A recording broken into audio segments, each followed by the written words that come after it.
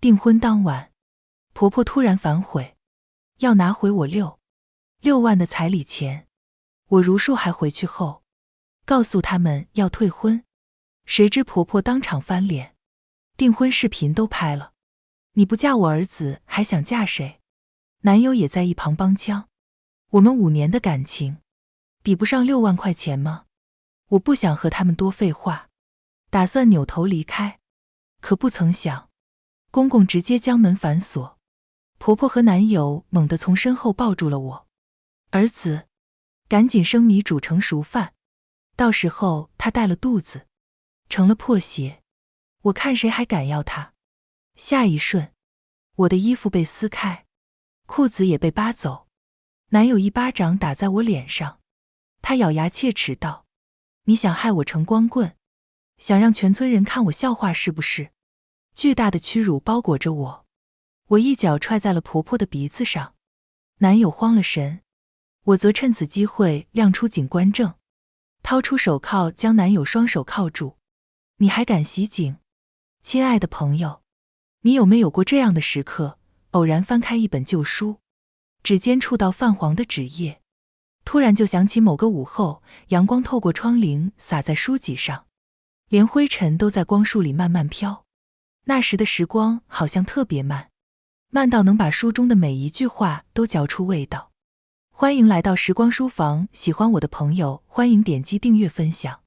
那我们故事开始。订婚仪式结束后，我和男友送走了宾客。与此同时，我收到警队发来的资讯，有个案子希望我配合处理一下。可就在我收起手机准备离开的时候，男友拉住了我的胳膊。我有些不解，怎么了？董凯有些局促地低下头，闷声回答：那个彩礼钱，你要拿走吗？我被他的话问懵了，愣了几秒。你什么意思？话音落下，林小翠就掐着腰朝我走来，她挑了挑眉，高声询问我：瑶瑶，这订婚仪式都完成了，是不是代表着你是我们董家的儿媳妇？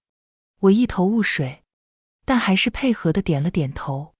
阿姨，你这话说的，都订婚了，自然算是一家人了。我话刚说完，林小翠就激动地朝我伸出了手，她眉眼弯弯：好啊，既然咱们都是一家人了，那6万的彩礼钱你该还回来了。你说什么？我皱着眉头，又看了一眼躲在林小翠身后的男友。阿姨，你这话什么意思？是给我的彩礼钱，你们现在要拿回去对吗？林小翠冷哼一声：瑶瑶啊，你这话就不对了，刚才你自己都说了，咱们是一家人，一家人分什么彼此？我嘴角抽动，气笑了。董凯，这也是你的意思吗？此刻，一股无名火萦绕在我心头，我期待地看着男友，希望他能站出来帮我说句话，可没想到，他也只是跟着点了点头，然后一脸畏难地看着我。瑶瑶啊，我妈说的对，这彩礼钱你该还给我。刹那间，我心如死灰，双眼更是不自觉地噙满了泪。我不敢相信，我爱了整整5年的男人，竟然如此对我。订婚前夕，男友提着薄礼提亲，当时我们2家都商量好了，彩礼6万，且结婚后我全部带走，用来维持我们的小家。我爸妈心疼我，也念在我和董凯多年的感情，所以这次订婚仪式上的费用都是他们掏了。可是现在，我还是不能相信眼前发生的一幕，所以我不死心的又问了一遍：董凯，这彩礼钱你确定要回去吗？你知道这彩礼钱是拿给我们以后共同生活用的吧？话刚说完，林小翠就气势汹汹地推了我一把：你少给我儿子洗脑了，钱在你手里就是你的，在我儿子手里就是我儿子的，你说到时候给我儿子用，说出去谁信啊？男友也在一旁帮腔：瑶瑶，你就别执着了，把钱还回来吧，那毕竟是我爸妈的血汗钱。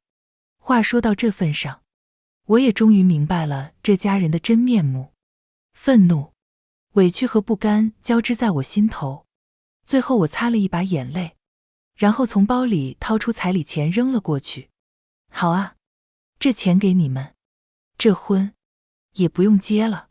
本来还喜滋滋蹲在地上捡钱的母子俩一听这话，笑直接僵在了脸上。董凯有些着急，他急忙起身拉住我的手。瑶瑶，你这话什么意思？我烦躁地甩开他的手。我话说得很明白了，这婚不用结了。董凯一脸受伤地看着我。瑶瑶，你为了这点钱放弃了我们这么多年的感情吗？他很是懊恼。我以前怎么没发现你这么现实呢？真没想到拜金女竟然在我身边。这话不由得让我瞪大了眼睛，我甚至无法形容此刻我的无语。董凯，你摸着良心说，这是你做的对吗？你把彩礼钱要回去，不就是不想和我结婚吗？现在我满足你这个愿望啊。说着，我背好了背包，做事准备离开。没想到林小翠直接扯住了我的衣服，她很是愤怒地开口：何瑶瑶，你还要不要脸？现在你和我儿子订婚的事情，我们亲戚，你的亲戚都知道了，你现在想反悔了？莫门！董凯也顺势抓住了我的手。是啊，瑶瑶，咱们订婚还拍了视频呢，我都发我朋友圈了，不少人都看见了。现在你突然说不结婚了，不就是在打我的脸吗？我被这母子俩的思路气到崩溃，没忍住骂了句脏话。那是你们的事，和我有什么关系？赶紧放开我！谁知林小翠变本加厉，你看你现在和泼妇有什么区别？她跳起来直接薅住了我的头发。订婚视频都发了，你现在就是我家儿媳妇，你不嫁给我儿子，你还想嫁给谁？不要脸的烂货！我吃痛，下意识地推了他一把。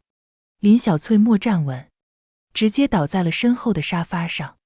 董凯急忙过去扶住了他妈，凶神恶煞地看着我。何瑶瑶，你背信弃义在先，现在还打我妈？我抓了住头发，一连掉下来好几根，想都不用想就知道头皮红了。董凯，你看清楚了吗？刚才是你妈先动的手。若说刚才我还对董凯存有一点感情，现在可以说已经消失得一干二净的。我很是失望地看着他，钱我已经给你了，我们好聚好散吧。话音落下，董凯情绪突然激动起来，他朝我大喊：何瑶瑶，你至于吗？就6万块钱而已，你就否定了我们5年的感情？我苦笑，对，到了这一步，董凯还执迷不悟，试图想将错误推到我身上。我和董凯在一起5年，他总是和我抱怨自己挣不到钱，家里负担大。我理解他，我心疼他，所以在一起之后的大部分花销都是我出的，甚至连我们确定关系好后的戒指都是我买的。可我一片真心，在他们一家的眼里一毛不值。说完，我毫不留情地转身离开。可下一秒，婆婆突然大喊：小凯爸，赶紧锁门！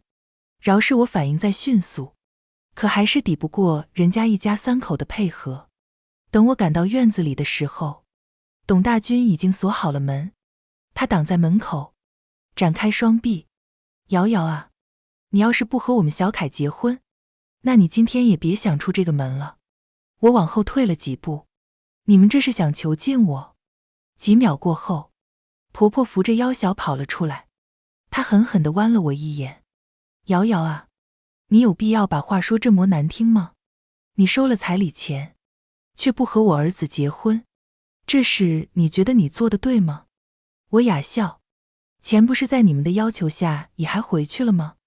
钱本来就是我们的，但是你已经和我儿子订婚了，这婚就必须结。董大军扯着嗓子喊：何瑶瑶，过河拆桥的事你可不能做啊！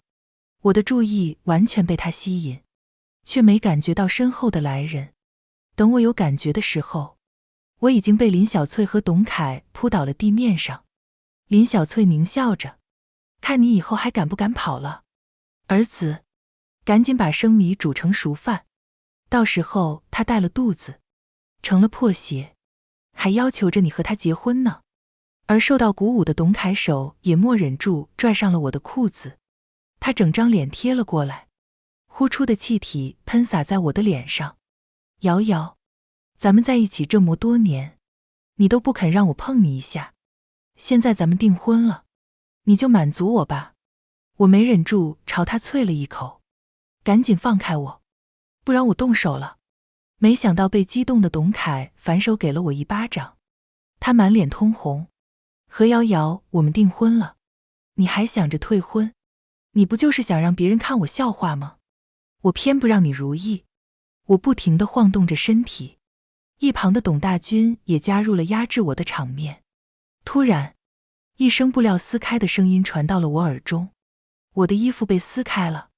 可还没完，董大军控制着我的双手，林小翠则转移到我的下方。我直觉一阵凉意，我的裤子被扒下来了。林小翠激动地喊着董凯的名字：“快点啊，妈都帮你帮到这份上了。”我拼命地蹬着双腿，嘴里大喊着不要，可一切都无济于事。他们一家人将我死死地把控在手里。董凯更猴急，他快速地从我身上爬起来，做事就要脱裤子。我瞅准机会，一脚蹬在了林小翠的鼻子上，顿时鲜血涌了出来，而受伤的林小翠也失去了力气，捂着闭嘴哀嚎：“疼死我了！”董大军心疼老婆，直接松开了我的手。也是这个机会，我快速地提上裤子，将董凯反扑在身下，随即掏出手铐和警官证，还想袭警。场面变化的实在是太快，他们一家人压根没有反应过来。董凯的一张脸被我死死地按在地上，动弹不得。他半张着嘴，口水顺着流了出来，只能一个劲地求饶：“瑶瑶，瑶瑶，我错了，你冷静一下，我再也不敢了。”一旁的董大军和林小翠也傻眼了，都变了脸：“给我开门，不然今天我就把董凯带去警局，告他袭警。”话都说到了这份上，老俩口也不敢有多余动作。董大军急忙给我开了门，我抓紧时间，直接跑到了车上。不敢迟疑，我直接将钥匙插入，准备开车先离开这个地方。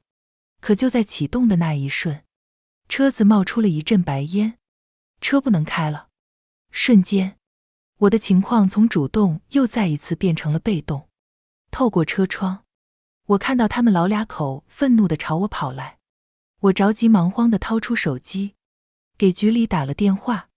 快速说完情况后，还将具体的位置发了过去。刚发完位置，车窗破了，董大军举着一块巨大的石头，一下又一下地砸在了车窗上，玻璃撑不住，碎了一块又一块，碎渣飞溅到车里，到处都是。车里已经不安全了。车外，林小翠崩溃大喊：“何瑶瑶，你赶紧给我儿子的手铐解开！你疯了吗？你要毁了我儿子的一辈子吗？”董大军满脸恶相：“别和他废话了。”他努力地将手探了进来，这女人就是个贱骨头，直接抓起来打一顿就好了。眼看他的手离我越来越近，眼看他身子都要钻到了车里，我心头一颤，从包里掏出了警官证：“我是远警，你们打我是犯法的。”可董大军已经失去了理智，他一把将我手里的警官证扯走，然后扔到地上，似乎又觉得不解气，接着又狠狠地踩了几脚：“远警，我管你是什么东西，敢伤害我儿子，就给我等死吧！”一旁的林小翠更是不知道从什么地方拿了一把尖刀，她不停地催促着董大军：“快点，快点，给我弄死他！”董大军更是直接将刀伸到窗户里面，眼看刀尖离我越来越近，我直接从包里掏出了电击棍，捅了上去。董大军身子不停地抖着，一时也变得模糊了起来，然后向后倒下。车里已经不安全了，我赶紧打开车门，往外跑去。可没想到，外面更不安全。林小翠很是嚣张地挡在我前面，她身后有好几个壮汉。瑶瑶，你说非要弄到现在这个地步干什么？面对这么多的人，我自然不敢轻举妄动。林小翠也看出了我的紧张，抬头就给了我一巴掌。她咬着牙，看你还敢不敢逃跑。随后她挥了挥手，大兵，把这个女人给我抬到小凯的床上去，不让你们白来。放心吧，我儿子完事之后，你们跟着尝一尝甜头。那几个男人肆无忌惮地笑了出来。行，那谢谢姨了。我手死死地抓着电击棒，可我心里也清楚，这么多人，我逃出去的可能性很小很小。就在他们的手碰到我身上的时候，一阵警鸣响了起来。我眼里闪着希望，我队友他们终于来了。而准备作乱的众人一听这声，都四散着跑走。快走快走，远警来了！好在我队友反应迅速，将人都全部抓住。一旁的队长关心地问我有没有事，我捂着发烫的脸摇头。可被抓住的林小翠突然指着我开始乱骂了起来。你这贱人好啊！我说怎么不愿意和我儿子结婚？原来在外面找到相好的了，难怪平时都不允许我儿子碰你。他大老远的朝我方向啐了一口。浪荡货！队长脸气得发红。你胡说什么？我都有老婆了。没想到正是这句解释，惹得林小翠又尖叫起来。你都有老婆了，还惦记别人的老婆，要不要脸了？狗男女，你们还当远景？你们配吗？所有人都朝着我们这个方向看了过来，无数的目光停留在我身上。林小翠嘴里还在不停地骂。这一刻，我终于不想忍了，我直愣愣地走过去，狠狠地扇了她一巴掌。你这是造谣，你知道吗？被我打了一巴掌的林小翠刚开始还没反应过来，呆呆地愣住了。可随后，她情绪愈发激动了起来，双脚试图踹我。你这个贱人，烂货，你还敢打我？你算什么东西？紧接着她又一阵哀嚎。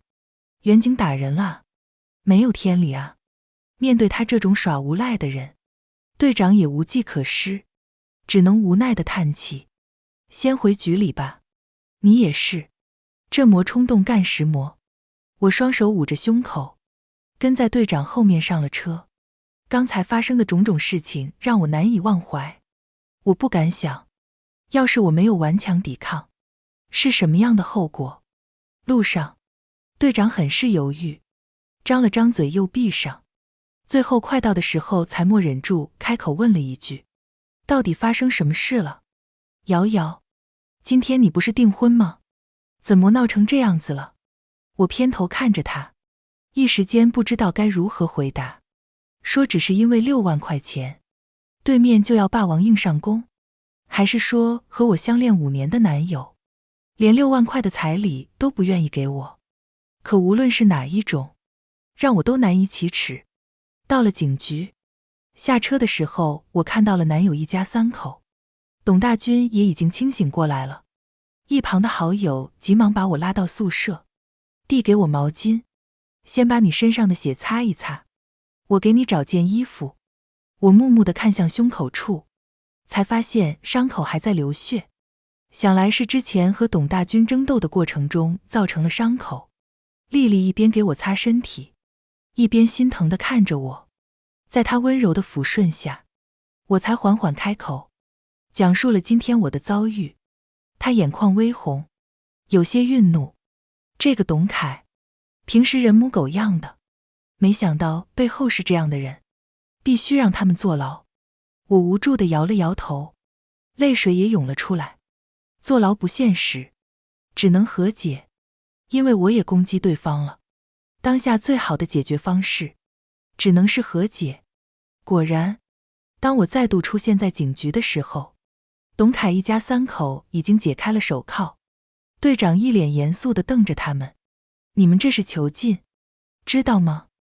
董凯低着头默不作声，但林小翠直接仰着头和队长吵了起来：“囚禁？哪里有你说的这么吓人？何瑶瑶是我儿子的女朋友，今天已经订过婚了，就是他媳妇了，要求他行房事怎么了？”我被气到一度语塞。等我走过去后，林小翠更变本加厉，她白了我一眼：“哟，我当是谁呢？”紧接着她猛拍了一把桌子：“你们这些员警都是一条心的，欺负我们老百姓背后默人是不是？”说着她扯了一把董大军的胳膊：“刚才就是他拿电棍把你电晕的是吧？”董大军冷哼一声：“我们老百姓打人你们要抓，可你们员警打人呢，就不管不顾了。我老婆脸上的巴掌印还在呢。”我正欲开口，没想到董凯直接打断了我。他很是愤怒地扫了我一眼：“何瑶瑶，我们认识多年，我是真没想到你竟然敢对我爸妈动手。你打老人，你的良心呢？”一家三口一个接着一个的开始控诉我，我自然也没有惯着他们，直接将手机拍在了桌子上。当时发生的事，我拍视频了，现在需要我打开看看，是咱们谁先动手的吗？闻言，三人噤了声，林小翠也不敢继续骂骂咧咧了。董凯舔了舔嘴唇，态度好了很多。他拧着眉：“瑶瑶，今天的事，我们都有错，本来我们就快成一家人了，但是现在你说你弄的这事，让咱们脸上都尴尬。”他倒是能冠冕堂皇地说出这些话，我自然也不意外。在众人诧异的眼神里，我开了口：“那就和解吧。”董凯一听乐了，生怕我反悔，急忙点头：“好，好，咱们和解。”林小翠和董大军有些不情愿，不过董凯趴过去说了几句悄悄话后，两人也点头答应了。不过，我有个条件，彩礼钱我还了，婚我要退。董凯虽然犹豫，但还是咬着牙点头：“行，但是你切记，错过了我，以后你遇不到好人。”折腾一番后，已经到了凌晨。队长很是不解：“你有证据不让他们牢底坐穿？”我无奈地摇了摇头：“我哪里有什么证据？当时事发突然，我毫无防备，只想着逃命，哪里有机会录证据？之所以那么说，是不想和董家人继续纠缠下去，毕竟我也动手打人了，到时候上报到上面，我都有可能保不住工作。”队长叹了口气：“那这件事就这磨过去了。”我没说话，但心里清楚，这件事过不去。现在我对这一家三口的性格已经看得特别透彻了，他们就是吃人不吐骨头的老虎，谁去了他家谁倒霉。同时我更明白，不久董凯就会上门找我，这次我要他们搬起石头砸自己的脚。和我想的一样，第二天一大早，董凯一家三口就到了我家，开始敲锣打鼓，甚至还拉了横幅，话里话外的都在谴责我无故退婚。不少人都已经围了过去，大都是为了吃瓜。我爸气得去厨房拿了刀子出来：“我砍死这个畜生！”我妈一边哭一边拦：“别冲动啊！”我也赶紧挡在门口：“爸妈，你们别担心，我昨天还担心他们不来呢。”话毕，爸妈一脸诧异地看着我：“瑶瑶，你这话什么意思？”我弯了弯唇：“等会儿你们就知道了。”说完我直接拉开门走了出去。门外董凯还不停地和旁人抱怨，就因为彩礼钱，他就不和我结婚了。我们5年的感情啊，5年，人生中有几个5年？不知情的人都一脸心疼地看着他。是啊，这女孩做的确实不地道了。现在的好女孩谁要彩礼？啧啧，老何家闺女啊，当上远景后神气的。呵呵，我早就看他不是什么好东西了。在他们热烈讨论我的时候，我已经拿着录音笔出现在了他们身后。董凯，你说这话不怕闪掉自己的舌头吗？我突然出现，吓得董凯哆嗦了一下，他厌恶地看向我。我说的可都是实话。我环顾了四周，人果然越来越多了，其中还有不少人举起了手机拍着。我知道现在是流量时代，到时候这视频也一定会被发到网上去。不过，这就是我要的效果。林小翠恨恨地看着我，指了指自己的脸。昨天你动手打我，这事我就不和你计较了。但是现在，你和我家小凯都订婚了，就必须结婚。你要给我儿子一个说法，你要对我儿子负责。董大军顺势打开喇叭朝我喊，浪费我儿子5年青春，必须对我儿子负责。我冷哼一声，对你儿子负责可以啊，给你们6万彩礼，让董凯入赘到我家，订完婚把彩礼再给我。我呸，你恶心不恶心？你这是算计我儿子呢？真当我们是傻子？林小翠义愤填膺地吐了我一口。而此时董凯已经反应过来了，他扯了扯林小翠的衣服，示意让她别说了。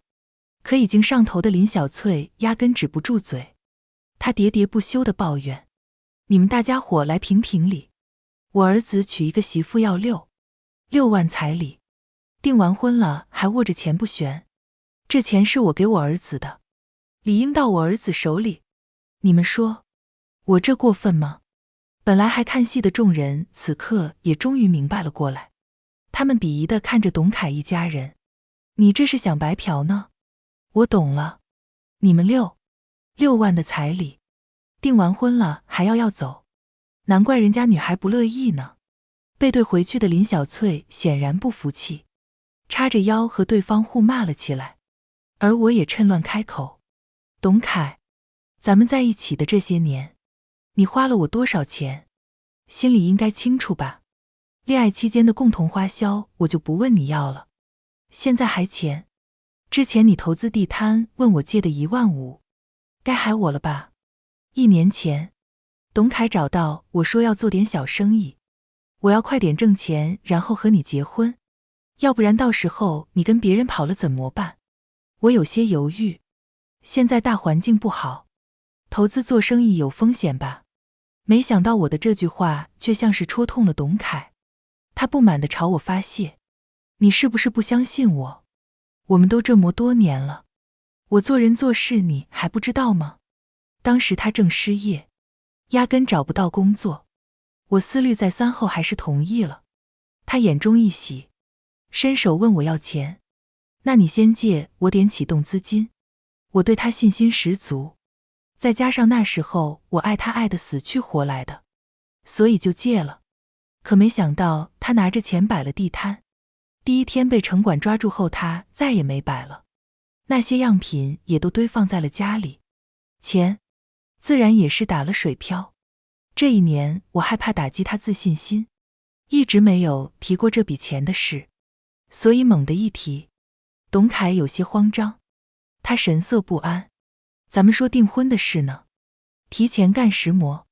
我挑了挑眉，订婚不可能了，结婚更不可能。现在我就一个要求，把我的钱还回来。我的声音不高不低，刚好在现场的所有人都能听到。林小翠还有些不解，什么钱？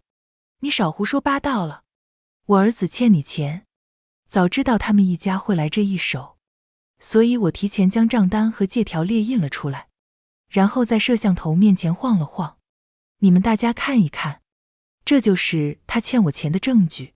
最后我直接停留在董凯面前，这些钱够起诉你，我限你3天时间，还钱？不然我们法院见。意识到我来真的，董凯彻底慌了，他急忙和我道歉，并保证没有下次了。瑶瑶，我也是一时糊涂，你别生我气。说着他还抓着我的手往他脸上打，你打我吧，就别生气了。我们这么多年感情，别因为一个小误会错过了。老俩口子一看自己儿子都道歉了，气焰也小了许多，双双呆在原地，沉默着。周围看客也默忍住骂了几句，然后散开离去。我抽出自己的手，还是那句话，3天之内还钱，什么事都没有。今天是你们第一次来我家闹事，我可以不计较，但是还有下一次的话，我就直接报警了。说完，我直接扭头回了家。董凯不停地和我发消息道歉，我拉黑了他所有的联系方式，我的银行卡号你知道，记得选。回到家，我爸妈一脸担忧地看着我。我爸刚喝完降压药，事情怎么样了？完美解决，以后董凯再也不敢来找我了。不仅不敢来了，他以后的事业和人际关系上都完蛋了。这一整个下午，我都不停地刷着同城的抖音视频。终于，我刷到了自己了。这个看客的摄像头还算清晰，将我们的对话和脸拍得一清二楚。不过点赞和评论的人很少，我索性帮他充钱上了个热门。看着视频流量的好转，我没忍住笑了。评论区和我想的一样，都在清一色地骂董凯，女方真的好惨，幸好没结婚，这婆婆的面相也太刻薄了，看着好吓人。我去，真的受不了这家人。有人认识这是谁吗？我认识，这男的是我同事，之前还和我们炫耀他谈了个大放好骗的女朋友，现在看来吹了哦。我刷着这些评论，笑得乐开了花。我确实不能拿他们一家人怎么办？一是因为我职业的特殊性，二是因为我不想和他们多纠缠。可网友们就不一样了，他们可不管3七21。随着网络的发酵，董凯被迫辞职了。这件事他公司全上下都知道了，这些全靠网友的功劳。他们顺藤摸瓜，知道了董凯的名字，还找到了他的工作单位，然后在他们公司的官网下面各种评论。老板自然是毫不犹豫地将董凯开除，毕竟他一个实习生，平时工作也不努力，现在还给公司带来了负面价值，这样的人留着也没有什么用。被开除的董凯终于感受到了危机，所以他又一次来找我了。只不过这次他是跪住的，刚好那天又在下雨，他被淋成了落汤鸡。瑶瑶，对不起，求你原谅我，我相信你还是爱我的，我们能和好吗？我嫌烦，直接报了警。自那之后他再也没来找过我。可好笑的是，他找我讨公道的视频又一次上了热搜，还上了我们当地的新闻，他们一家又火了一次。当然我不得不承认，这背后有我的努力，可是结果是我想要的就可以了。3天后，董凯还没有还钱，我一纸诉状将他告上了法院。等开庭的时候，新房子也装修好了，我直接带着爸妈住了进去。这房子是我买的，想着结婚了可以住进来，成一个小家。现在看来，幸好没有告诉董凯我有房子的这件事，本还想着作为一个惊喜告诉他的，不过现在也没有必要了。在见到董凯一家的时候，他们3人都消瘦了不少。我听说林小翠本来在村里就树敌不少，这件事出来后，村里更是指名点姓地骂他，他现在都不敢出门了。董大军的情况也没好多少，本来他还想着竞选村长，结果现在直接被村里除名。法院上，董凯直接扑到我的脚下和我求情，可我从头到尾都是一句话：还钱。董凯家里不一定有钱，但是15000还是有的。在法院的强制执行下，我也算是拿到属于我的钱了。离开了董凯，我的事业也越来越好。后来我听说，林小翠得了癌症，好像是牙癌。不过这一切都和我没关系了。现在我除了上班，只要有时间就会开车带着爸妈兜风。我想，比起一段不好的爱情，我更需要亲情的滋补。今天的时光书房之旅到这里就暂告一段落了。下一期我们会带着新的时光之书与你相遇，可能是关于老上海的弄堂故事，也可能是藏在经典名著里的岁月细节。记得常回来看看，时光书房永远在这里，陪你在文字里与时光温柔相拥。咱们下期见。